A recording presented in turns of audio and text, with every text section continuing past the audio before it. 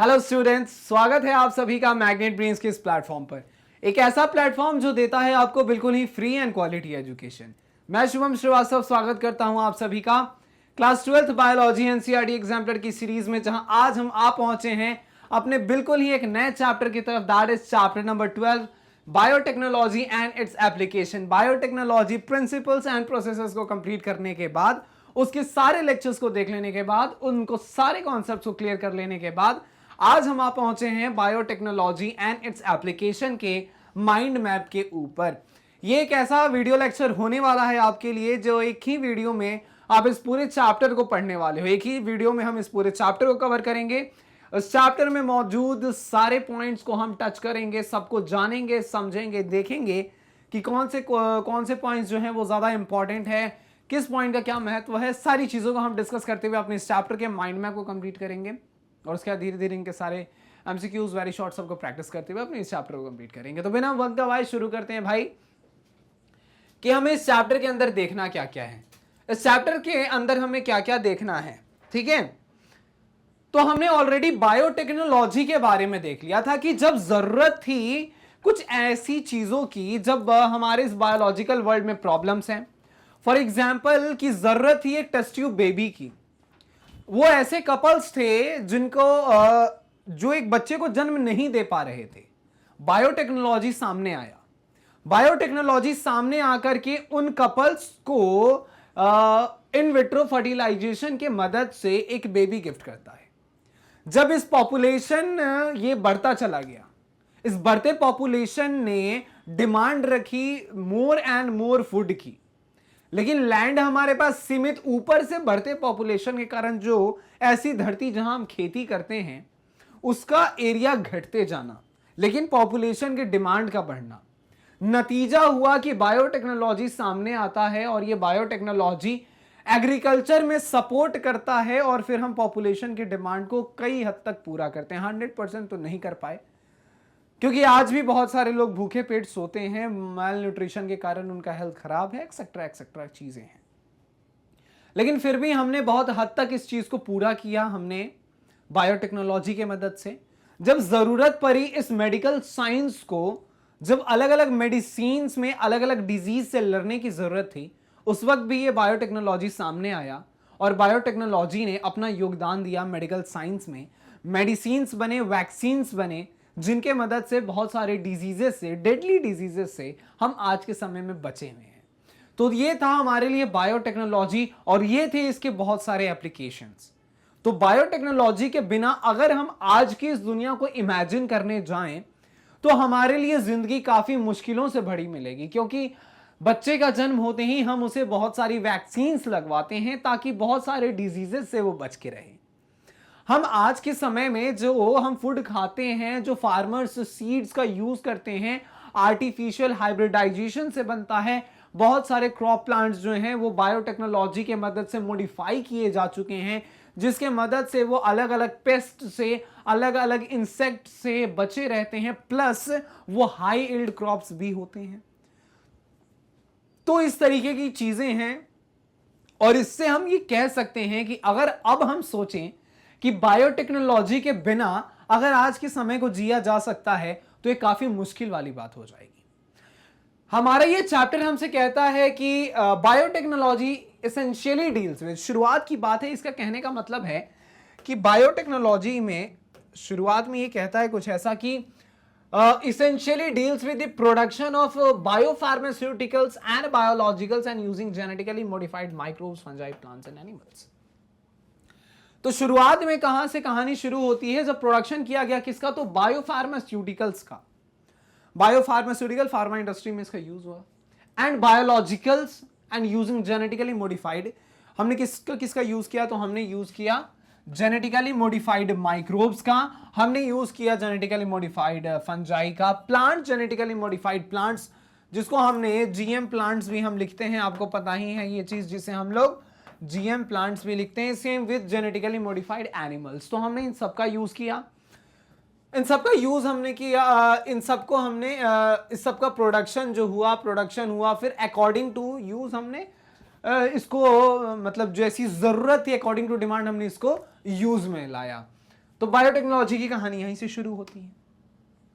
अगर हम इस बायोटेक्नोलॉजी के एप्लीकेशंस की बात करें कि भाई हम कहां कहां यूज करते हैं, हमारे पास है कि हम मेडिसिन में हम इसका यूज कर रहे हैं, हम थेरेप्यूटिक्स में इसका यूज कर रहे हैं, डायग्नोसिस में भी यूज होता है, बायो रेमेडिएशन, एग्रीकल्चर में, वेस्ट ट्रीटमेंट में, फूड साइंस में, एनर्जी प्रोडक्शन में, तो इन सारी चीजों में हम बायोटेक्नोलॉजी का यूज करते हैं सर। तो बायोटेक्नोलॉजी का बहुत यूज है आज के समय में, तभी तो बायोटेक्नोलॉजी को यह कहा गया है कि आज के समय का सबसे उभरता हुआ साइंस में से एक ये भी है, दैट इज बायोटेक्नोलॉजी। कितने सारे यूज हमें देखने को मिले, मेडिसिन है, डायग्नोसिस कर रहे हैं, bio remediation, agriculture one of the most important चीजें हमारे सामने, और एनर्जी प्रोडक्शन के लिए भी यहां पर यूज किया जा रहा है, आपको देखने को मिल रहा है। वेस्ट ट्रीटमेंट में भी हम इसका यूज कर रहे हैं, कितना ज्यादा यूज है इन सब का बायोटेक्नोलॉजी का। समझ में आ रही हैं चीजें? तो भाई बायोटेक्नोलॉजी के एप्लीकेशंस तो बहुत हैं, ये हम क्लियर हो चुका है। हमें बायोटेक्नोलॉजी के सारे प्रिंसिपल्स, उसके प्रोसेसर्स को देख के सीधा अब हमें डिस्कस करना है about its application.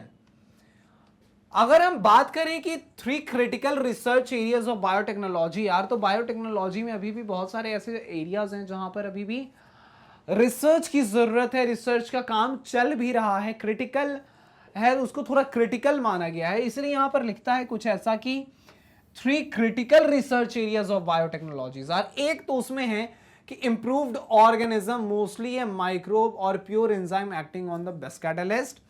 Second is providing optimum condition through engineering for catalyst to act, downstream processing technologies to purity the protein organic compounds. देखिए ये कुछ ऐसे क्वेश्चंस हैं, ऐसे पॉइंट्स हैं जो आपको लाइक शॉर्ट आंसर टाइप में पूछे जा सकते हैं। तो ये आप नोट करते चले इन सबको, है ना, इन सबको नोट करते चलना है। आगे चलते हैं।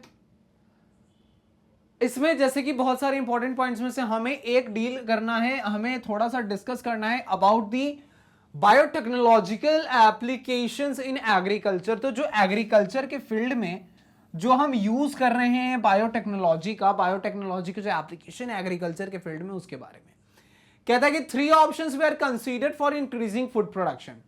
एग्रीकल्चर में हम यूज करते हैं तो हमारा मकसद क्या होगा कि किसी भी तरीके से ये जो हमारा जो फूड है उसके प्रोडक्शन को हम क्या करें, तो इसके प्रोडक्शन को हम चाहेंगे किसी भी तरीके से इंक्रीज करवा दें। इसको हम इंक्रीज करवाना चाहेंगे, और इंक्रीज हम इसलिए करवाना चाहते हैं जस्ट बिकॉज की फूड प्रोडक्शन इसका इंक्रीज होगा तभी तो हम इस पॉपुलेशन के डिमांड को पूरा करेंगे। तो 3 ऑप्शन है हमारे पास यहाँ पे, 3 options were considered for increasing food production. पहला ऑप्शन कहता है दैट इज की एग्रोकेमिकल बेस्ड एग्रीकल्चर का हम यूज कर सकते हैं। दूसरा ऑप्शन हमसे कह रहा है, दूसरा पॉइंट कहता है कि ऑर्गेनिक एग्रीकल्चर का हम यूज कर सकते हैं। और तीसरा हमारे पास रास्ता यह है कि हम genetically engineered crop based agriculture का हम यूज कर सकते हैं। इन तीनों के मदद से हम फाइनली हम करेंगे क्या, तो हम अपने फूड के प्रोडक्शन को हम इंक्रीज करवाने वाले हैं। कौन से 3 ऑप्शन है सर, तो पहला तो है एग्रोकेमिकल बेस्ड एग्रीकल्चर है, एग्रोकेमिकल के बाद दूसरा हमारे पास ऑर्गेनिक एग्रीकल्चर है, और या ऑर्गेनिक फार्मिंग हम उसको कह सकते हैं। तीसरा है कि जेनेटिकली मॉडिफाइड हम क्रॉप का यूज करें, genetically engineered crop based agriculture हम करके हम अपने फूड के प्रोडक्शन को हम इंक्रीज करवा सकते हैं। बहुत बड़ी चीज नहीं है, छोटी छोटी बातें हैं, छोटे छोटे पॉइंट्स हैं, आप नोट करते चलोगे, ध्यान से सुनते चलोगे, बिल्कुल याद होता जाएगा, कभी भूलने वाली चीज नहीं है, बहुत छोटी छोटे पॉइंट्स हैं, राइट। आगे बढ़ते हैं और आगे देखिए, जो पहला हमारे पास ऑप्शन था that is what is about this agrochemical based agriculture. तो एग्रोकेमिकल बेस्ड एग्रीकल्चर की जब हम बात करते हैं, इसमें कहता है कि this involves the use of agrochemicals. इसमें हम किस चीज का यूज कर रहे हैं, तो पहले ही लिखता है, तो इसमें हम यूज कर रहे हैं अबाउट एग्रोकेमिकल्स। अब सवाल उठता है कि एग्रोकेमिकल्स का हमने यूज किया, ये एग्रोकेमिकल्स है क्या, तो that is the chemical product. ये कुछ नहीं है, ये केमिकल प्रोडक्ट है जो इसको हम एग्रीकल्चर में यूज करते हैं, उसे हम एग्रोकेमिकल बोलते हैं। 100 मतलब अनेक शब्दों के एक शब्द की जब हम बात करें तो हमने सीधा सीधा कहा है क्या, कि केमिकल प्रोडक्ट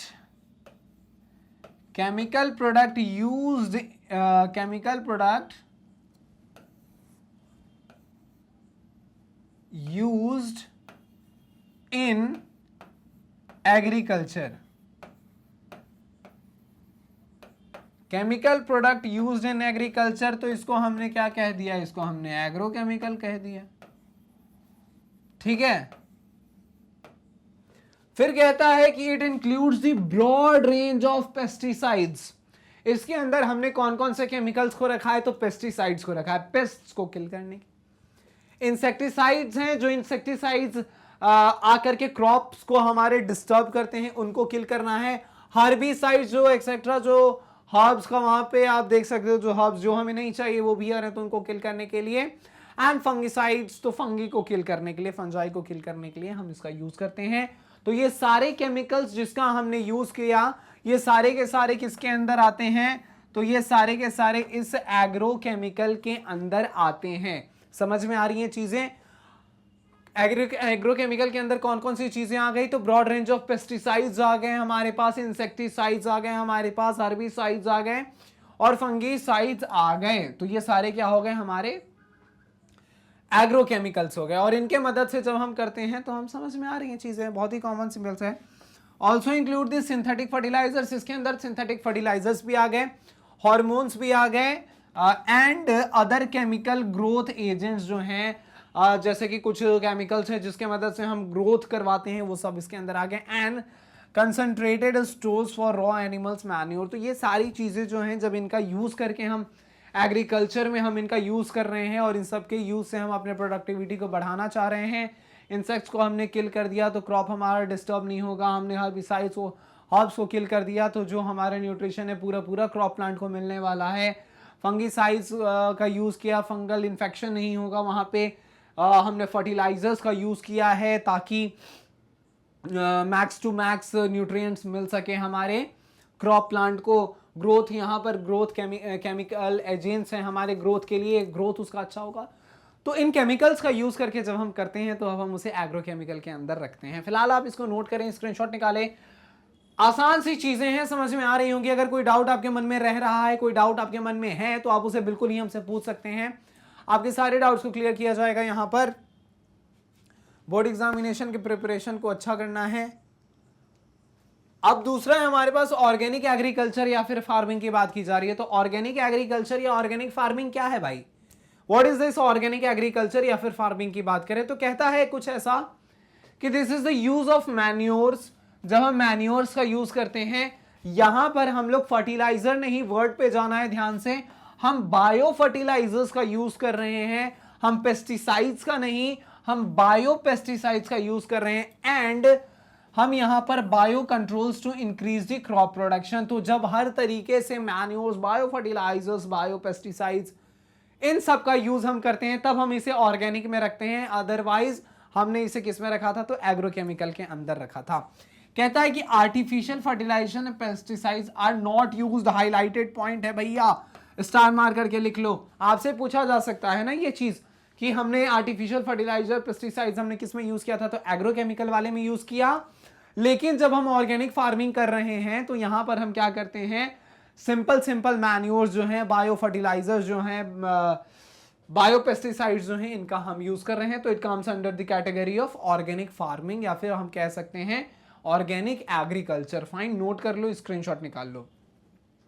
फिर हम आगे चलेंगे, आगे बढ़ते हैं और अब देखते हैं इसके तीसरे टाइप को, राइट? दैट इज की genetically engineered crop based agriculture. इसमें हमने लिया बायोटेक्नोलॉजी का पूरा मदद सहारा लिया है और हमने क्या किया है? हमने जीएम क्रॉप्स बनाए हैं। हमने क्या बनाया है? तो सर हमने जीएम क्रॉप्स बनाया। अब जीएम क्रॉप्स का फुल फॉर्म कहता है जेनेटिकली मॉडिफाइड क्रॉप्स। कहने का मतलब है कि जो भी क्रॉप है, कहने का मतलब है कि जो भी प्लांट है, तो इस प्लांट चूंकि लिविंग है तो इसके अंदर कुछ तो इसका जेनेटिक मटेरियल होगा।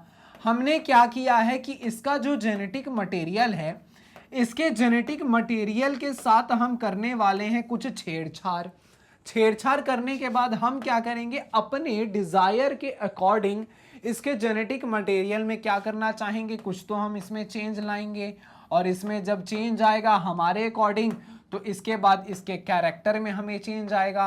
अब इस क्रॉप के पास वो कैरेक्टर है जो कैरेक्टर हमें चाहिए था, तो उस तरीके के कैरेक्टर्स को लाते हैं एंड देन हम इन प्लांट्स को यूज करते हैं। कहता है कि genetically modified crops are the plants used in agriculture the DNA of which has been modified using the genetic engineering method। हमने जेनेटिक इंजीनियरिंग देखा था, उस जेनेटिक इंजीनियरिंग को हमने देखा था।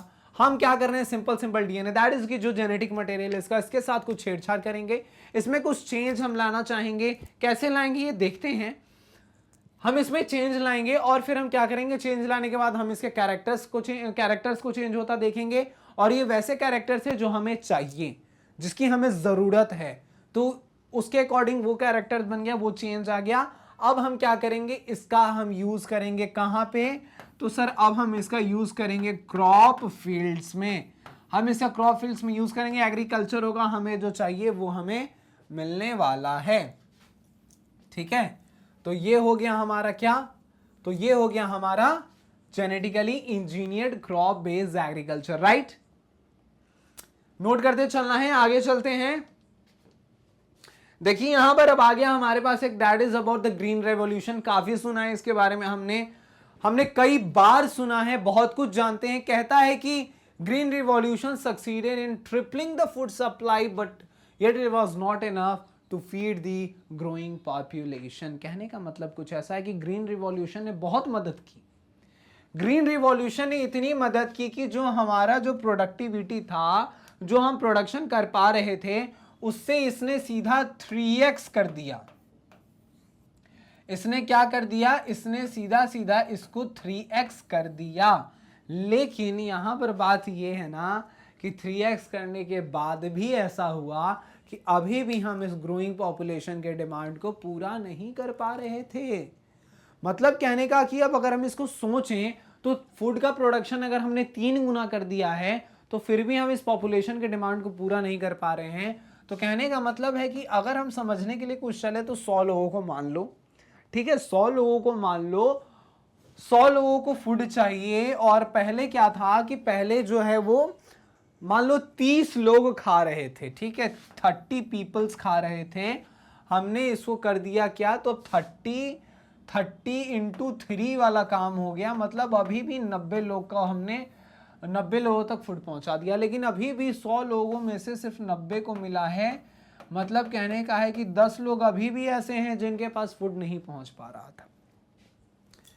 कहता है कि period in which the significant increase in agricultural productivity of grains was observed in 20th century resulting from introduction of the improved crop varieties, that is high yielding crop varieties हमें देखने को मिला, हमें बेटर मैनेजमेंट देखने को मिला भाई साहब, यूज ऑफ एग्रोकेमिकल्स जब आया, फर्टिलाइजर्स दैट इज पेस्टिसाइड्स, तो इसके बाद हमें ज्यादा चीजें देखने को मिली। अब बेटर मैनेजमेंट के अंदर हमने किसको किसको रखा है, तो इरिगेशन, समय पर पानी देना।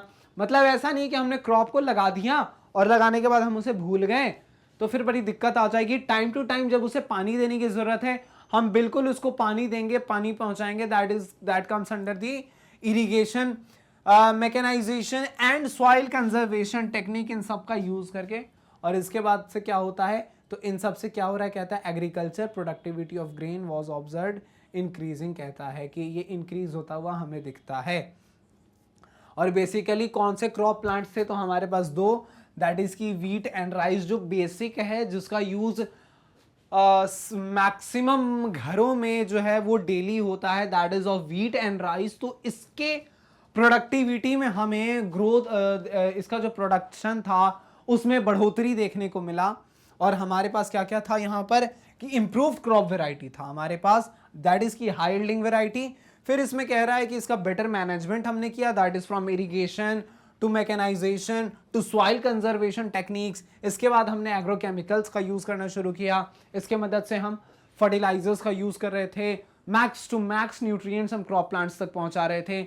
हम पेस्टिसाइड्स का यूज कर रहे थे, जिसके मदद से हम पेस्ट को किल कर रहे थे, इंसेक्टिसाइड्स की मदद से इंसेक्ट्स को किल कर रहे थे। तो इन सब के कारण हमने क्या किया, फूड के प्रोडक्टिविटी को बढ़ाया, दैट इज की ग्रीन रेवोल्यूशन का हमने काम किया था। अच्छा इंफॉर्मेशन है आपके लिए, आप इसको नोट कर सकते हो, आप इसको स्क्रीनशॉट निकाल सकते हो। फिर हम चलते हैं आगे और डिस्कस करते हैं इसके बारे में। तो आगे बढ़ते हैं और डिस्कस करते हैं और सारी चीज़ों को। कहाँ थे हम? ग्रीनरी पॉल्यूशन के बारे में देखा कि इस तरीके से हमने क्रॉप्स की प्रोडक्टिविटी को बढ़ा दिया। फिर कहता है कि to minimize the use of fertilizers and chemicals so that their harmful effect on the environment are reduced and yield increased, genetically modified crops has been used. अब देखिए यहां पर कि हमने यहां पर यूज तो किया फर्टिलाइजर्स का, हमने यहां पर यूज तो किया है बहुत सारे केमिकल्स का, लेकिन साथ साथ यहां पर फर्टिलाइजर्स और केमिकल्स का जब हम यूज कर रहे हैं तो उस वक्त एक और चीज है, वो है इसके बहुत सारे हार्मफुल इफेक्ट्स। इसके बहुत सारे हार्मफुल इफेक्ट्स हमें देखने को मिलते हैं। बहुत सारे केमिकल्स हैं, अलग अलग तरीके के डिजीज को भी कॉज कर सकते हैं। फर्टिलाइजर्स का लगातार यूज किया जाना हमारे सॉइल के लिए भी काफी ज्यादा डेंजरस होता है, क्योंकि सॉइल से वो मैक्स टू मैक्स चीजों को खींच लेता है और फिर समय के साथ सॉइल की जो क्वालिटी है वो धीरे धीरे जो है वो घटती चली जाती है। तो जरूरत है कि हम इस चीज के ऊपर भी काम करें। तो इस चीज के ऊपर जब काम करने गए तो हमारे पास एक ऑप्शन बचता है, क्यों ना हम कुछ तो ऐसा करें जो अभी हमने तुरंत डिस्कस किया था कि हमने कैसा किया है। तो हमने जेनेटिकली मॉडिफाइड क्रॉप्स का जब हम यूज कर रहे हैं तो उस वक्त हमने देखा था, हमने जो देखा ना तीन चीजें, कि एक बार हम लोग एग्रोकेमिकल का यूज कर रहे थे, हमने ऑर्गेनिक फार्मिंग की, और एक तरफ हमने जेनेटिकली मॉडिफाइड क्रॉप्स को हम यूज में ला रहे थे। तो यहां पर क्या है, हम लोग फर्टिलाइजर्स हैं, हमारे पास केमिकल्स हैं, इन सब का जो यूज है इसका हमारे एनवायरनमेंट पे क्या है, तो बहुत सारे हार्मफुल इफेक्ट्स हमें देखने को मिल रहे हैं। दैट इज वाई इसका सॉल्यूशन क्या हो सकता है, तो इसके सॉल्यूशन के लिए हमने क्या किया, जेनेटिकली मॉडिफाइड क्रॉप्स का हमने यूज करना शुरू किया। सही है, समझ में आ रही है चीजें, बहुत ही आसान है। तो हमने क्यों यूज किया जेनेटिकली मॉडिफाइड क्रॉप्स को, ताकि हम क्या करें, हार्मफुल इफेक्ट जो है हमारे फर्टिलाइजर्स और केमिकल से जो हार्मफुल इफेक्ट्स हो रहे हैं इनसे हम बच सकें। कहता है कि plants, bacteria, fungi and animals whose genes have been altered by manipulation are called genetically modified organism, GMO. हमने क्या किया है, हम अभी डिस्कस कर रहे थे क्या, कि हमने क्रॉप्स का यूज किया है। ठीक है, क्रॉप्स को हमने क्या किया, जेनेटिकली मॉडिफाइड कर दिया। तो हमने इसको क्या नाम दिया था, हमने इनको जीएम क्रॉप्स कह देते हैं हम इनको, या फिर जीएम प्लांट्स हम कह देते हैं, कहे कि नहीं, ऐसे प्लांट्स को जो हम क्या करते हैं, जेनेटिकली मॉडिफाइड। सेम जब हम इस बात करें पूरे ऑर्गेनिजम्स की, जब बहुत सारे ऑर्गेनिजम्स को हम एक साथ रखेंगे, लाइक कि हमने क्या किया है, हमने प्लांट्स के अंदर जेनेटिक मॉडिफिकेशन किया तो हमने जेनेटिकली मॉडिफाइड प्लांट्स कह दिया। हम अगर बैक्टीरिया के अंदर कहते हैं तो हम उसे जीएम बैक्टीरिया कह दें, जीएम फंजाई कह दें, जीएम एनिमल्स हम कह दें। तो इसी तरीके से ये सारे ऑर्गेनिजम्स हैं, तो हमने एक साथ इनको क्या कह दिया है, genetically modified organisms. That is हमने इनको जीएमओ कहा है, या फिर हम इन्हें ट्रांसजेनिक ऑर्गेनिज्म भी कह सकते हैं। ट्रांसजेनिक ऑर्गेनिजम्स, स्पष्ट है इस शब्द से कि यहां पर बात की जा रही है जीन में किसी भी तरीके का, ये जो हमारे पास ये जो जीन है, इस जीन में हमने किसी तरीके का बदलाव किया है, और बदलाव हम कैसा चाहते हैं, जो हमारे लिए प्रॉफिटेबल हो सके, जो हमारे काम आ सके। ऐसा हम नहीं करना चाहते हैं। ऐसा नहीं है कि हम सिंगल, हमें पता है कि बिल्कुल ऐसा करेंगे तो ऐसा हो जाएगा। It's a part of an experiment, जहां पर एक्सपेरिमेंट्स होते हैं, फिर हमारे एक्सपेरिमेंट में जो हमारे लिए जो बेस्ट आउटपुट निकलता है हम उनको यूज में लाते हैं। तो ऐसे जितने भी ऑर्गेनिज्म हैं जिनके हम जीन को बदलते हैं, जिनके हम लोग जीन में किसी तरीके की छेड़छाड़ करते हैं, मैनिपुलेशन हो रहा है वहां पे, तो उस तरीके उसके बाद जो ऑर्गेनिज्म तैयार होता है तो उन्हें हम क्या नाम से जान रहे हैं, हम उन्हें genetically modified organism, that is GMO, या फिर हम उन्हें ट्रांसजेनिक ऑर्गेनिज्म के नाम से भी हम जानते हैं। राइट, तो इसको भी आप नोट कर लो, स्क्रीनशॉट निकाल लो, फिर आगे चलते हैं और डिस्कस करते हैं इसके बारे में। ठीक है, अब देखिए कह रहा है कि जेनेटिक मॉडिफिकेशन हैज, तो जेनेटिक मॉडिफिकेशन हैज की बात करें, जेनेटिक मॉडिफिकेशन के बारे में डिस्कस करते हैं। पहला ऑप्शन कहता है कि made crops more tolerant to antibiotic abiotic stresses, जैसे कि हो गया cold, drought, salt, heat etcetera. अब देखिए यहां पर क्या है कि ऐसी जगह है जहां पर क्या है कि बहुत ज्यादा टेम्परेचर जो है, वहां पर टेम्परेचर जो है वो बहुत ज्यादा, या तो टेम्परेचर बहुत ज्यादा हाई है, या फिर हम कह सकते हैं कि वहां पर टेम्परेचर जो है बहुत ज्यादा लो है।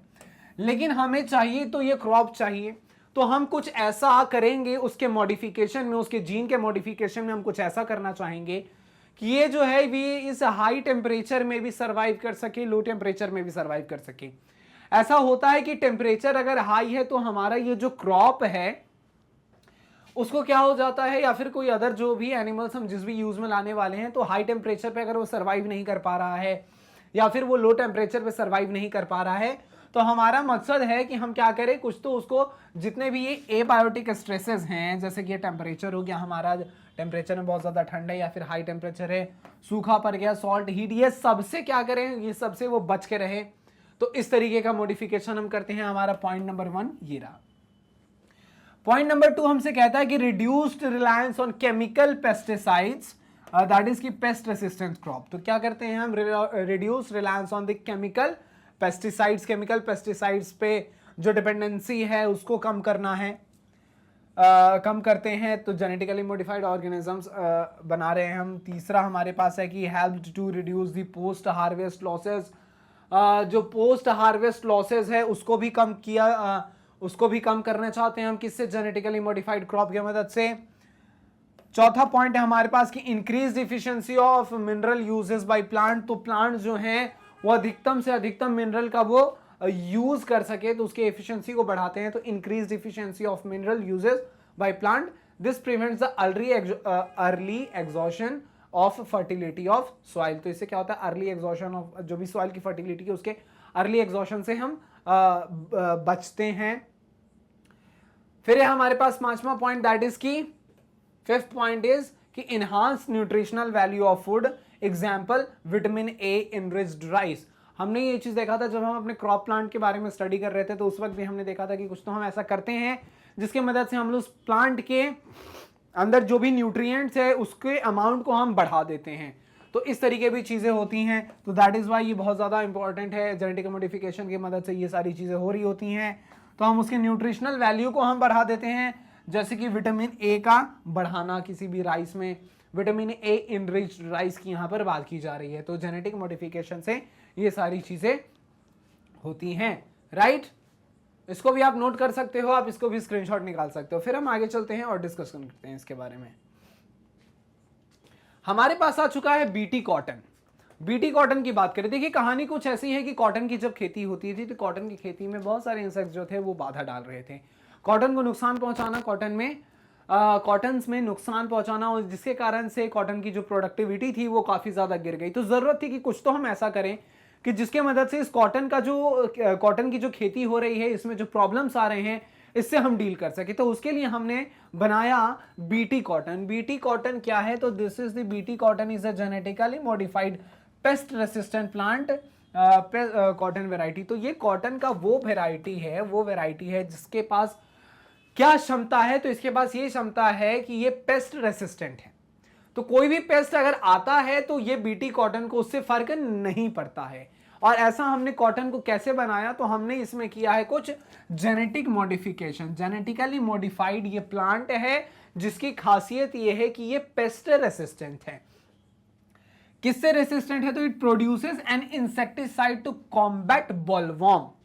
ठीक है, इससे ये इसको बचा रहा होता है। B thuringiensis forms protein crystals. ये क्या बना सॉरी ये क्या बनाते हैं, तो ये प्रोटीन क्रिस्टल्स बनाते हैं during a particular phase of their growth. तो अपने ग्रोथ फेज के दौरान ये कुछ प्रोटीन क्रिस्टल्स बना रहे होते हैं। कहता है कि these crystals contain a toxic ये कह रहा है कि these crystals contain, in crystal के पास क्या होता है, एक टॉक्सिक इंसेक्टिसाइडल प्रोटीन है। इंसेक्टिसाइडल प्रोटीन कहने का मतलब है कि वो प्रोटीन है जिसके मदद से क्या है, इंसेक्ट्स को क्या करते हैं, इंसेक्ट्स को हम किल करते हैं। तो इंसेक्ट्स को किल करते हैं तो उसको हमने क्या किया, टॉक्सिक इंसेक्टिसाइडल प्रोटीन का हमने नाम दिया है। कहता है कि BT toxin protein exist as inactive protoxins. पहले यहां पर ध्यान देना है, कहना ये क्या कह रहा है, तो कहता है कि ये जो बीटी टॉक्सिन प्रोटीन है, ये बीटी टॉक्सिन प्रोटीन कैसे एग्जिस्ट करता है, तो एज ए इनएक्टिव प्रोटॉक्सिन के रूप में, इनएक्टिव फॉर्म में ये पहले ये एग्जिस्ट करता है। लेकिन जब भी but once an insect ingest the inactive toxin, लेकिन जैसे ही कोई इंसेक्ट इस इनएक्टिव टॉक्सिन को अंदर लेता है, it converted into an active form, तो ये एक्टिव फॉर्म में हो जाता है। कहने का मतलब है कि पहले ये इनएक्टिव फॉर्म में है, पहले कैसा है, तो पहले ये इनएक्टिव फॉर्म में है, लेकिन जैसे ही इसको इंजेस्ट किया गया है, इसके बाद ये क्या हो जाता है, ये बदल जाता है किसमें, तो ये एक्टिव हो जाता है, फिर ये एक्टिव फॉर्म में आ जाता है, ये एक्टिव फॉर्म में आ जाता है। कहने का मतलब है कि the toxin is coded by the gene named cry, यहां पे CRY small c small r और स्मॉल y लिखा हुआ है। तो कहने का मतलब है कि टॉक्सिन जो है वो किससे कोडेड है, तो एक जीन है जिसका नाम है क्राई, CRY लिखा है यहाँ पे। यहां पर हमारे पास CRI cry 1AC and cry 2B control the cotton bollworm, ये क्या करते हैं, ये कंट्रोल करते हैं कॉटन बोलवॉर्म को, और हमारे पास क्राई 1AB जो है ये कंट्रोल करता है कॉर्न बोरर को। तो ये हमारे पास कुछ एग्जांपल्स हैं, इसको देखिए, ये इस तरीके से आपके लिए इंपॉर्टेंट हो जाते हैं, MCQs में ये हमारे लिए इंपॉर्टेंट हो जाते हैं, दैट इज की क्राई A, और यहां पर फिर है स्मॉल c एंड इसके साथ एक और है हमारे पास, दैट इज की क्राई, यहाँ पर 2A B, ये किसके लिए रिस्पॉन्सिबल हैं, तो ये करते हैं ये कॉटन बोलवॉर्म पे एक्शन करते हैं, ये कॉटन बोलवॉर्म पे एक्शन करते हैं। और हमारे पास जो ये पहला हो गया, हमारे पास दूसरा है, दैट इज क्राई 1AB, इसकी बात करें तो ये किस पे रिस्पॉन्सिबल है, तो ये कॉर्न बोरर पे ये अपना काम करते हैं। तो ये क्या है, ये कुछ जीन्स हैं हमारे पास। तो the toxin is coded by the gene, कौन सा जीन, तो क्राई, हमें याद रखना है CRY। तो बीटी कॉटन क्या हुआ, एक ऐसा जेनेटिकली मॉडिफाइड कॉटन का एक वेराइटी है जो पेस्ट से रेसिस्टेंट है, एक ऐसा इंसेक्टिसाइड प्रोड्यूस कर रहा है जो बोलवॉर्म वगैरह से इसे बचा करके रखे। ये हमने यहाँ पर देखा है कि ये क्रिस्टल्स जो हैं वो टॉक्सिक होते हैं, और ये इंसेक्टिसाइडल प्रोटीन, कहने का मतलब है कि ऐसे प्रोटीन जो इंसेक्ट्स को किल करें। ये शुरुआत में हमने देखा कि इनएक्टिव फॉर्म में है, लेकिन जैसे ही इंसेक्ट इसे इंजेस्ट करता है उसके बाद ये कन्वर्ट हो जाता है एक्टिव फॉर्म के अंदर। अच्छा सा इंफॉर्मेशन है, आप वो इसको नोट कर सकते हो, आप इसका स्क्रीनशॉट निकाल सकते हो। फिर हम चलते हैं आगे, इसके बारे में और डिस्कस करते हैं, राइट। देखिए यहां पर आ गया हमारे पास अगला टॉपिक, दैट इज की बात करना है हमें about the paste resistant plant. तो पेस्ट रेसिस्टेंट प्लांट के बारे में अगर हम बात करें तो व्हाट इज दिस, तो पेस्ट रेसिस्टेंट प्लांट के बारे में बात करें, नाम से स्पष्ट है कि कुछ तो ऐसे प्लांट्स होंगे जो पेस्ट से बचे हुए हैं। कहता है कि novel strategy was adopted to prevent the infestation which was based on the process of RNA interference. RNA interference पे ये बेस्ड है। RNAi takes place in all eukaryotic organism as a method of cellular defense, ये cellular defense के form में आता है। देखिए ये स्टेटमेंट्स जो हैं इंपॉर्टेंट हैं, MCQs के लिए बहुत इंपॉर्टेंट हो जाते हैं। Silencing of specific mRNA due to the complementary dsRNA is done. आपको एक ये MCQ के फॉर्म में ये क्वेश्चन आपको जरूर मिलेगा कि साइलेंसिंग जो है वो mRNA का किसके मदद से होता है, तो कॉम्प्लीमेंट्री डबल स्ट्रैंडेड RNA के मदद से यहाँ पर हो रहा होता है। साइलेंसिंग प्रोसेस ये क्या है, तो it is the prevention of translation of mRNA। अगर हम लोग इस पेस्ट रेसिस्टेंट प्लांट्स के कुछ एग्जांपल्स की बात करें तो हमारे पास है बीटी कॉटन, हमारे पास है बीटी ब्रिंजल्स, ये सारे जो हैं ये कैसे हैं, ये पेस्ट रेसिस्टेंट प्लांट्स के कुछ एग्जांपल्स हैं हमारे पास, ठीक है, इंपॉर्टेंट है, इसको भी आप नोट करते चलना।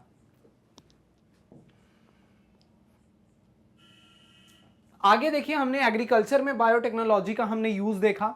अब हम एग्रीकल्चर से हट के आते हैं, अब हम चलते हैं किधर, तो हम चलते हैं मेडिसिन के फील्ड में। मेडिसिन के फील्ड में देखते हैं कि हमारा ये जो बायोटेक्नोलॉजी है इसका क्या एप्लीकेशन है।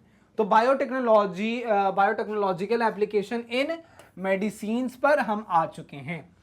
कहता है एडवांटेजेस ऑफ रिकॉम्बिनेंट मेडिसिन, तो रिकॉम्बिनेंट मेडिसिन के कुछ एडवांटेजेस की बात की जा रही है। तो it enables the mass production यहां पर हो सकता है। मास प्रोडक्शन होने से क्या होगा कि मैक्स टू मैक्स डिमांड को हम पूरा कर सकेंगे। फिर कहता है कि safe and more effective drugs हमें देखने को मिलेगा, कुछ ऐसे ड्रग्स हम बना सकेंगे। ड्रग्स कहने का मतलब है, बात की जा रही है किसके बारे में, तो बात की जा रही है मेडिसिन के बारे में, यहां पर बात की जा रही है। तो कह रहा है कि हम ऐसे ड्रग्स को हम बना सकते हैं जो सेफ हों। सेफ कहने का मतलब है कि इसके हार्मफुल इफेक्ट्स ज़्यादा नहीं होंगे, इसके हार्मफुल इफेक्ट्स जो हैं वो बहुत ही कम होंगे, बहुत ही लेस हैं। फिर कहता है सेफ एंड इफेक्टिव है, ये बहुत ज़्यादा, साथ साथ इसके कहने का मतलब है कि ये बहुत ज़्यादा इफेक्टिव भी है, राइट। इफेक्टिव ड्रग्स बनाएंगे तो क्या होगा कि हम जब भी ट्रीटमेंट के दौरान इन ड्रग्स को हम देंगे तो जो भी प्रॉब्लम्स हैं उसके ऊपर आसानी से हम काम कर सकते हैं। फिर कहता है कि do not induce unwanted immunological responses as is common in a case of similar products isolated from non human sources. एक और इंफॉर्मेशन कहता है कि एट प्रेजेंट, आज की बात कर रहे हैं हम, about 30 recombinant therapeutics has been approved globally। पूरे ग्लोब की अगर बात करें इस पूरे दुनिया में, तो पूरे विश्व भर में ये कहता है कि अभी कुल मिला के कुल 30 रिकॉम्बिनेंट थेरेप्यूटिक्स जो हैं वो अप्रूव हो चुके हैं, जिसमें से जो 12 हैं वो इंडिया में, जिसमें से जो 12 हैं वो आज भी इंडिया में मार्केटेड किए जाते हैं, इंडिया में जिसको यूज में लाया जाता है। फिलहाल आप इसको नोट कर लें। और हम अब देखते हैं कि वो कौन कौन से भाई 12 हैं, इसके बारे में भी थोड़ा सा डिस्कशन करते हैं। देखिए यहां पर आ गया है हमारे पास की जो थेरेपेटिक प्रोडक्ट जो भारत में अप्रूव हो चुके हैं। एक तो हमारे पास है नंबर 1 की अगर हम बात करें तो हमारे पास ह्यूमन इंसुलिन है, हमारे पास नंबर 2 पे स्ट्रेप्टोकाइनेज है, डेटा याद रखेंगे हम, हमारे पास एरिथ्रोपोएटिन है, हमारे पास तीसरा हेपेटाइटिस बी का वैक्सीन है हमारे पास, चौथा, पांचवा हमारे पास है ह्यूमन ग्रोथ हार्मोन। कौन कौन से हैं? 5, 12 में से 5 यहां पर हैं, दैट इज की human insulin, streptokinase, erythropoietin, hepatitis B का वैक्सीन है और साथ साथ ह्यूमन ग्रोथ हार्मोन भी है। इसके बाद है हमारे पास छठे नंबर पे है दैट इज की ह्यूमन इंटेरोल्यूकिन है हमारे पास, 7वें नंबर पे है GCSF दैट इज की granulocyte colony stimulating factor, and हमारे पास नंबर 8 पे है GMCSF that is granulocyte macrophage CSF। हमारे पास है 9वां जो हमारे इंडिया में आज अप्रूव हो चुका है, जिसका नाम है हमारे पास अल्फा इंटरफेरॉन। 10वां हमारे पास है गामा इंटरफेरॉन। 11वां हमारे पास है दैट इज की ब्लड फैक्टर 8, एंड हमारे पास जो 12वां है, ये 12 जो है दैट इज की follicular stimulating hormone that is की FSH की बात की जा रही है। ये 12 जो हैं ये 30 जो पूरे ग्लोबली जो यूज में लाए जा रहे हैं, उन 30 में से ये जो 12 हैं ये इंडिया में भी अप्रूव्ड हैं और हम भारत में इन सब मेडिसिन का हम यूज करते हैं, राइट। कौन कौन से मेडिसिन हैं एक झलक एक बार और हम देख लेते हैं। स्टार्टिंग फ्रॉम ह्यूमन इंसुलिन, दूसरे नंबर पे स्ट्रेप्टोकाइनेज, तीसरे पे एरिथ्रोपोएटिन, चौथे पे हमारे पास हेपेटाइटिस बी का वैक्सीन, 5वें पे हमारे पास ह्यूमन ग्रोथ हार्मोन, छठा है हमारे पास ह्यूमन इंटेरोल्यूकिन, 7वां है हमारे पास ग्रेन्युलोसाइट कॉलोनी स्टिमुलेटिंग फैक्टर, इसके बाद है हमारे पास granulocyte macrophage CSF that is colony stimulating factor again. इसके बाद है हमारे पास अल्फा इंटरफेरॉन, 9th नंबर पे है हमारे पास गामा इंटरफेरॉन, 10वें नंबर पे हमारे पास ब्लड फैक्टर 8, एंड 12वां हमारे पास है that is FSH that is follicle stimulating hormone. ठीक है, फॉलिक्यूल स्टिमुलेटिंग हार्मोन ये सारे हैं, इसको आप नोट कर लें, इसका आप स्क्रीनशॉट निकाल लें, राइट। आगे हम बात करते हैं about the genetically engineered insulin के बारे में। ये हम आज गए हैं इंसुलिन के बारे में अगर हम बात करें तो ये हम जानते हैं कि पैनक्रियाज से निकलने वाला एक हार्मोन है। इसके मदद से क्या होता है कि जो हमारे बॉडी में जो ब्लड शुगर है, हमारे बॉडी में जो मौजूद ब्लड शुगर है, इसको हम क्या करते हैं, इसको कंट्रोल किया जाता है। लेकिन ऐसे लोग जिनके अंदर ये इंसुलिन का जो लेवल है वो अगर डिस्टर्ब हो जाता है तो ऐसे पेशेंट्स जो हैं वो डायबिटीज़ का उनको शिकायत होता है, डायबिटीज़ मेलिटस का शिकायत होता है। तो कभी कभी ऐसा होता है, 2 केसेस होते हैं। एक केसेस होता है जिसमें कि इंसुलिन जो है वो इंसुलिन का बनना ही शरीर में जो है वो बंद हो जाता है, और दूसरा केस ये है कि हमारे शरीर में इंसुलिन बनता है लेकिन वो इंसुलिन का जो हमारे शुगर मॉलिक्यूल्स के तरफ जो वर्क है उसमें दिक्कत आ जाती है। तो एक केस जिसके में इंसुलिन बन ही नहीं रहा है तो जरूरत पड़ता है क्या, इन दैट केस हम बाहर से इंसुलिन उस पेशेंट को देते हैं। तो यहां पर बाहर से हम इंसुलिन कहां से लाएंगे, तो जेनेटिकली इंजीनियर्ड इंसुलिन हमारे सामने ऑप्शन आता है। कह रहा है कि the insulin was initially extracted from the pancreas of slaughtered cattle and pig, लेकिन इसका नतीजा क्या होता है कि बहुत सारे एलर्जिक रिएक्शंस दे रहे थे ह्यूमन बॉडी के अंदर। तो जरूरत है कि ठीक है यहां से आप इंसुलिन निकाल तो रहे हो, लेकिन जो इंसान के अंदर जो एलर्जिक रिएक्शन आ रहा है इससे बचना चाहिए। तो बचने के लिए क्या किया गया, तो बचने के लिए जेनेटिक इंजीनियर्ड ह्यूमन इंसुलिन को बनाया गया। वही कह रहा है कि hence genetically engineered human insulin was synthesized. कहानी शुरू होती है, insulin is synthesized as a pro hormone contains 3 polypeptide chain. इसके पास 3 पॉलीपेप्टाइड चेन है। ये हमें यहां से देखने को मिल रहा है। दैट इज की this is the chain A, chain B and chain C. Chain A है यहां पर हमारे पास चेन बी है हमारे पास, एंड हमारे पास ये फिर रहा चेन सी। ठीक है, तो हमारे पास 3 चेन्स हैं यहां पे। इसको आप नोट कर लो, इस डायग्राम को नोट कर लो। डायग्राम इज ऑल्सो इंपॉर्टेंट, है ना।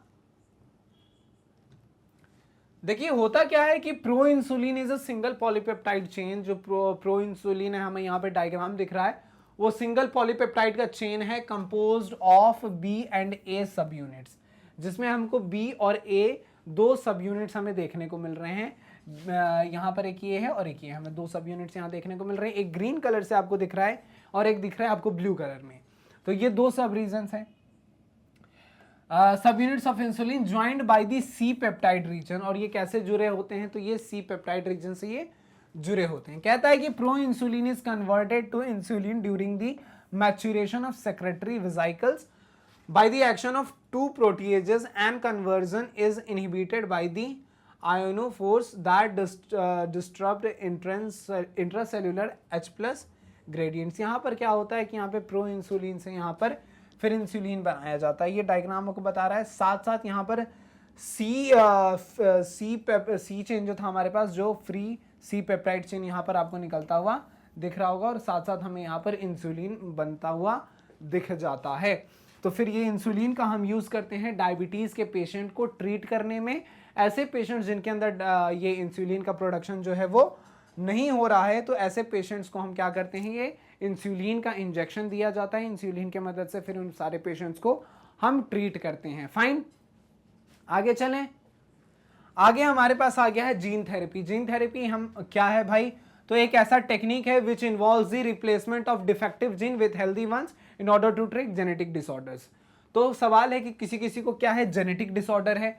जेनेटिक डिसऑर्डर कहने का मतलब है कि इसके जीन में कोई डिफेक्ट आ गया, तो हम क्या करें, इसके जीन को ट्रीट करना चाहते हैं, तो इसके डिफेक्टिव जीन को हम क्या करते हैं, रिप्लेस करते हैं विद हेल्दी जीन। तो ये आ जाता है हमारे जीन थेरेपी के अंदर। इसको भी आप नोट कर लो, स्क्रीनशॉट निकाल लो, फिर आगे चलते हैं। तो कुल मिला के बात वही है कि ऐसे जीन्स जो डिफेक्टिव हैं, जरूरत है कि हम उनको ट्रीट कर दें। तो ट्रीटमेंट करेंगे हम उनको, ट्रीटमेंट कैसा ट्रीटमेंट करेंगे, तो हम उनको रिप्लेस करने वाले हैं। तो यही जो रिप्लेसमेंट का ये जो प्रोसेस है, यही कहां चला आता है, तो ये जीन थेरेपी के अंदर चला आता है। फाइन, आगे चलते हैं।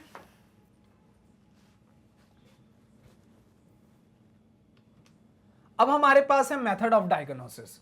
ये कैसे होता है, तो एक हमारे पास है ट्रेडिशनल मेथड और एक हमारे पास है मॉडर्न मेथड। तो ट्रेडिशनल मेथड्स के अंदर कौन कौन से आते हैं, तो कन्वेंशनल मेथड है, नॉन बायोलॉजी और association of single analysis, that is की ग्लूकोज, कोलेस्ट्रॉल, इन सब का पता लगाया जाना।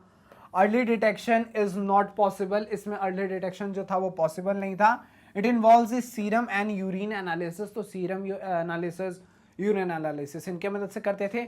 मॉडर्न में हमारे पास आ चुका है आरडीटी, दैट इज की रिकॉम्बिनेंट डीएनए टेक्नोलॉजी है हमारे पास पीसीआर है, दैट इज की पॉलीमरेज चेन रिएक्शन। मॉडर्न में हमने देखा कि आरटी-पीसीआर हम कर रहे थे, कोविड के समय में बहुत ज्यादा आपको सुनने को आया होगा। हमारे पास है ELISA, दैट इज की एंजाइम लिंक्ड इम्यूनोसॉर्बेंट एसे। हमारे पास है severe purpose of early diagnosis. तो ये सारी चीजें ये मॉडर्न के अंदर चली आती हैं, एंड वो सारे कुछ मेथड्स ऑफ डायग्नोसिस के जो ट्रेडिशनल के अंदर चले आते हैं। ठीक है, नोट कर सकते हैं आप, स्क्रीनशॉट निकाल सकते हैं। फाइन, आगे बढ़ते हैं। आगे है हमारे पास ये कि हमारे पास दैट इज की मॉलिक्यूलर डायग्नोसिस। तो अब सवाल उठता है भाई कि what is this molecular diagnosis. तो मॉलिक्यूलर डायग्नोसिस की बात करें तो molecular diagnosis is done to identify a particular sequence of nucleotide in a mixture of nucleotide. तो न्यूक्लियोटाइड्स के जो मिक्सचर हैं उसमें से किसी एक पर्टिकुलर न्यूक्लियोटाइड को हमें पहचानना है, आइडेंटिफाई करना है। तो उस चीज के लिए हम लोग यूज करते हैं किसका, तो मॉलिक्यूलर डायग्नोसिस। तो मॉलिक्यूलर डायग्नोसिस में हमने क्या किया है कि जो ग्रुप है हमारे पास न्यूक्लियोटाइड्स का, और न्यूक्लियोटाइड्स के ग्रुप में हम क्या करते हैं, उसका जो मिक्सचर है उसमें से किसी पर्टिकुलर न्यूक्लियोटाइड का हम पता लगा रहे हैं। पैथोफिजियोलॉजी क्या है, व्हाट इज दिस पैथोफिजियोलॉजी? तो it is the study of change in a normal mechanical physical and biochemical functions caused by a disease. किसी भी डिजीज होने के कारण यहाँ पर हमारे पास दो केस हैं। एक है हमारे पास कोई हमारे पास पैथोजन है यहाँ पर, ठीक है, मतलब कहने का कि हम बात कर रहे हैं यहाँ पे कोई फॉरेन है, हमारे पास फॉरेन चीज़ें हैं, और दूसरा हमारे पास होस्ट है। जैसे ही ये होस्ट के बॉडी में एंटर करता है इसके अंदर कुछ डिफेक्ट आना शुरू होता है, ठीक है। तो ज़रूरत है कि इसी डिफेक्ट होस्ट के अंदर जो मौजूद है उसके डिफेक्ट को जांच पड़ताल करना, and this comes under this pathophysiology. तो कह रहा है स्टडी है of changes in the normal mechanical physical and biochemical functions caused by a disease. तो किसी भी डिजीज के कारण जो भी ये सारी दिक्कत आ रही हैं इनका जांच पड़ताल करना। जांच पड़ताल कर लेने के बाद जो भी दिक्कत आती है फिर उसके अकॉर्डिंग उसका ट्रीटमेंट होता है। तो that is why this is important. Fine, आसान सी चीज़ें हैं, बहुत ज़्यादा मुश्किल नहीं है, बहुत ही क्विक रिवीजन है हमारा। आगे हमारे पास आ चुका है भाई कि ट्रांसजेनिक एनिमल्स क्या होते हैं। तो कह रहा है कि animals that have had their DNA manipulated to possesses and expresses an extra foreign gene as known as a transgenic animals. तो कहने का मतलब है ट्रांसजेनिक ऑर्गेनिज्म थे हमारे पास, दैट इज की जीएमओ, जेनेटिकली मॉडिफाइड ऑर्गेनिज्म।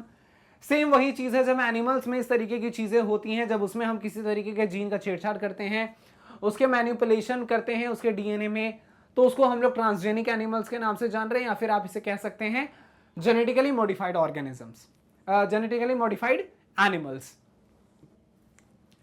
यहां पर इसे कुछ बेनिफिट्स भी हैं। तो benefits from transgenic animals can be studied broadly under 3 heads.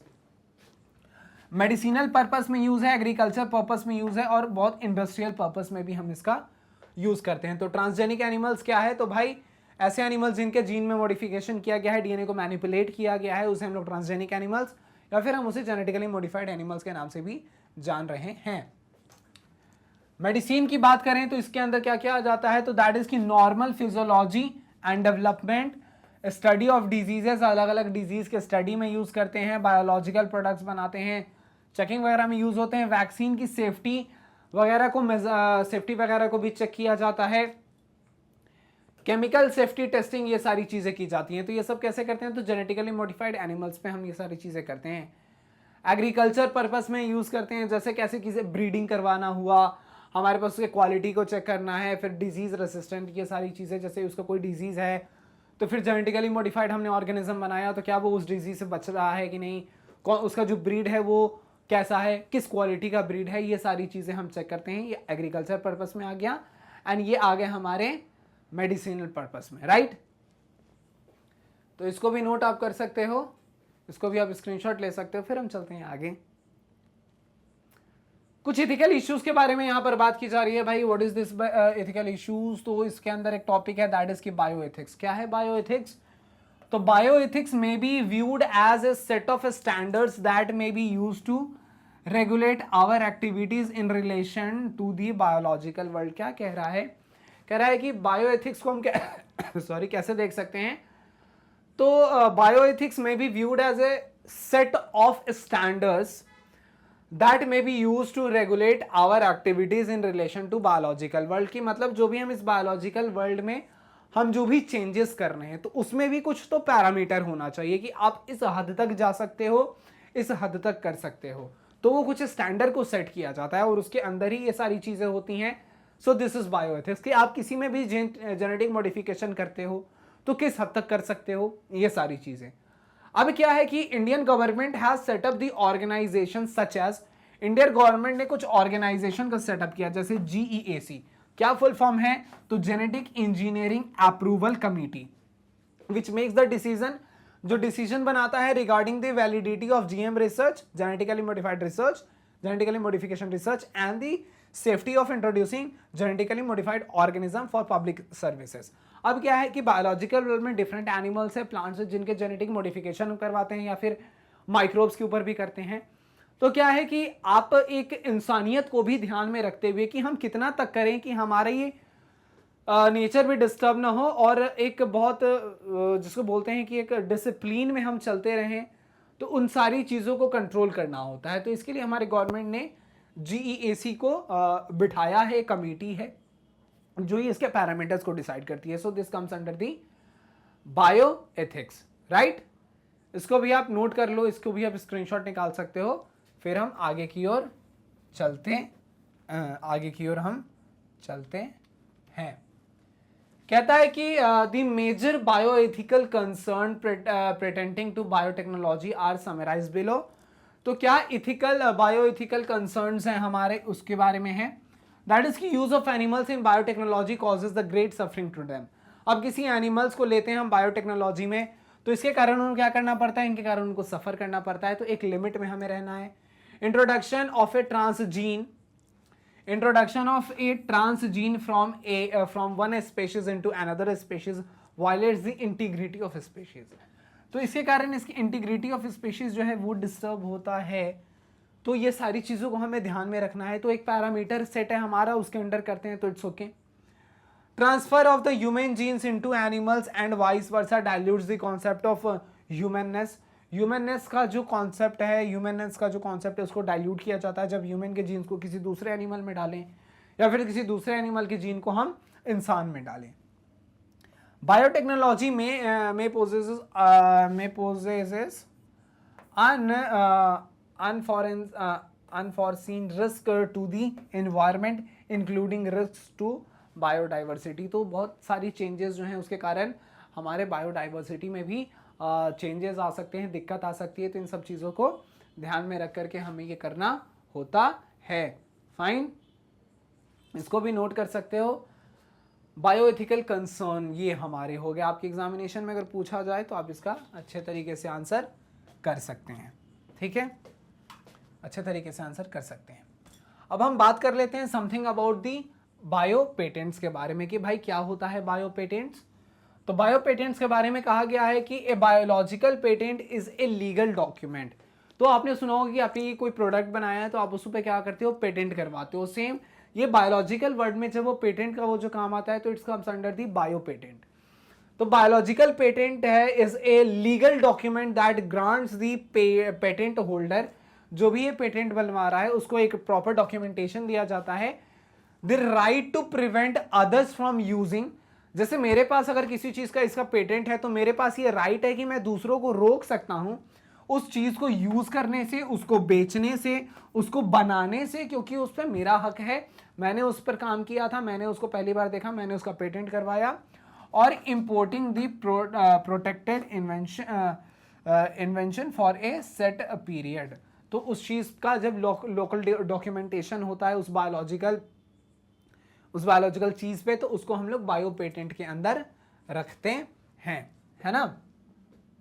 And the last is the biopiracy. Biopiracy क्या है, पायरेसी का नाम आप जानते हैं, बायोलॉजिकल वर्ल्ड में जब वो पायरेसी आया दैट इज बायोपायरेसी, जो patenting and exploitation of bio resources of other nations without proper authorization. तो किसी दूसरे की चीज थी लेकिन हमने उसको क्या किया है, विदाउट प्रॉपर डॉक्यूमेंटेशन, उसको बिना ऑथोरिटी के हमने क्या किया, विदाउट उसके परमिशन के अगर हम उसको यूज करते हैं तो its comes under the biopiracy. वही लिखता है कि patenting and exploiting of the bio resources of other nations without proper authorisation और access and benefit sharing agreement. जो भी बेनिफिट होता है उसके विदाउट शेयरिंग एग्रीमेंट की ये सारी चीजें करते हैं तो this comes under the biopiracy. ठीक है, सबको आप नोट करते चलें। तो इस तरीके से भाई हमने किया है अपने इस चैप्टर से इसके माइंड मैप को कंप्लीट। उम्मीद है कि आपको समझ में आया होगा। अगर समझ में आया है तो बहुत अच्छी बात है, अगर नहीं समझ में आया वीडियो को दोबारा देखकर, चैप्टर छोटा सा चैप्टर है, बहुत इत्तू सा, आप इसको समझने की कोशिश कर सकते हैं। आने वाले लेक्चर्स में हम डिस्कस करेंगे इसके बहुत सारे एमसीक्यूज को, वेरी शॉर्ट लॉन्ग, सबको हम लोग डिस्कस करते चलेंगे। कोई डाउट है आपके मन में तो आप कमेंट बॉक्स में जरूर हमसे पूछ सकते हैं। एक और इन्फॉर्मेशन आपके लिए, that is about Magnet Brains, एक ऐसा प्लेटफॉर्म जो देता है आपको बिल्कुल ही फ्री एंड क्वालिटी एजुकेशन। बात करें हम किंडरगार्टन की या फिर हो बात क्लास 12th की, सारे क्लासेस के वीडियो लेक्चर्स दिए जाते हैं बिल्कुल ही फ्री में। डिफरेंट कॉम्पिटेटिव एग्जाम्स जैसे कि एनटीएससी, ओलंपियाड, सीयूईटी, सीबीएसई की इंग्लिश मीडियम, सीबीएसई की हिंदी मीडियम, सबकी पढ़ाई कराई जाती है बिल्कुल ही फ्री। सारे वीडियो लेक्चर्स आपके लिए बनाए गए हैं और सारे वीडियो लेक्चर्स बिल्कुल ही फ्री में आपके लिए हमने डाला है अपने यूट्यूब चैनल पे। अगर आपको वीडियोस यहाँ पे नहीं मिल रहे हैं तो फॉर द सेम आप हमारे ऐप को डाउनलोड कर सकते हैं या फिर आप विजिट कर सकते हैं www.magnetbrains.com। यहाँ पर आकर के आपको अपने क्लास को चुनना है, सब्जेक्ट पे जाना है, सब्जेक्ट पे जाकर के चैप्टर पे जाइए और फिर उनके जो भी लेक्चर आपको देखने हैं उन लेक्चर्स को देख करके अपने डाउट को क्लियर कर सकते हैं, अपने एग्जामिनेशन में रॉक कर सकते हैं। तो इन्हीं अच्छे बातों के साथ हंसते रहिए, मुस्कुराते रहिए और पढ़ते रहिए मैग्नेट ब्रेन्स के साथ। Tata, thank you, bye bye.